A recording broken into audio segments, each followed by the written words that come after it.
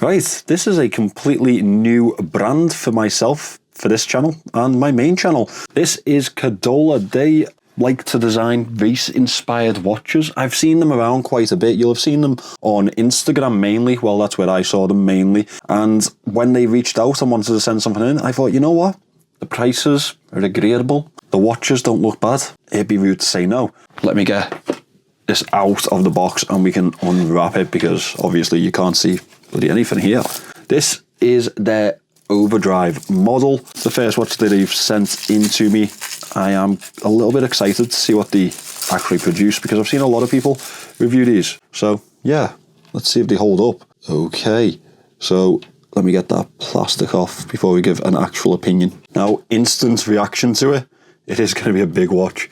I know the other brands in this watch family, and they do often provide for the bigger wristed gentlemen. I'm not going to give them too much of a hard time for that. Okay, it looks like they're using a Miyota 8215 in here. Not my favourite movement. I am not a big fan of that. Let me get a closer look and we can go over the watch and the specs. This is definitely a chunkier boy than we often see on the channel. I like to stay around the 40 to 42 millimeter range. This one is 41 millimeters in diameter, so it should be all right for me, right? It's also 15.5 millimeters thick. That is a chunky boy, but a 47 millimeter lug-to-lug distance should mean that this one will wear nicely on my wrist. I'm a big fan of race-inspired watches, and that's probably because I'm a big fan of motorsport. Bezel is a 120 click unidirectional.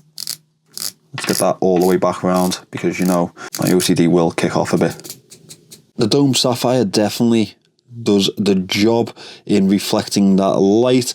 There's a lot of depth through this dial, and that's obviously why it's so thick, but they have put a lot of markings through that, a lot of intricacies, and I think that really does help when you're trying to get that racing inspiration through. Handset is nice and bold and legible.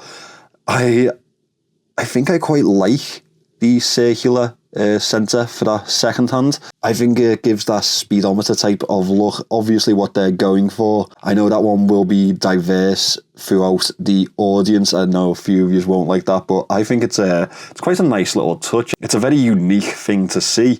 It's packing 100 meters of water resistance, automatic movement, pull push crown. Let's give that a little wind and make sure that it doesn't run out. I had to go for the orange variant. You know me, I love a bit of orange, and this one definitely has plenty of that. Against the black, I think it looks really good. Let me get this one on wrist. We'll address the downfall that I have instantly, because you guys know me well by now, but let's see how it wears first. So certainly a saving grace for this piece. It is rather wearable even for my smaller wrists. That 47 millimeter lug-to-lug distance will certainly help it. It's still a very chunky boy. Now I'll address the elephant in the room. The main downfall straight away is going to be that Miyota movement.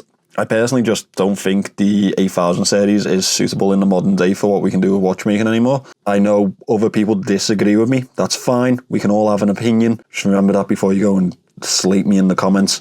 An NH35 is a very similar price. I think that should have really been the option here, but I will have to verify the movements in this before we, criticize it any further. They've certainly helped themselves with the wearability. This one will be reviewed on the main channel soon, so let me know what you guys think of it.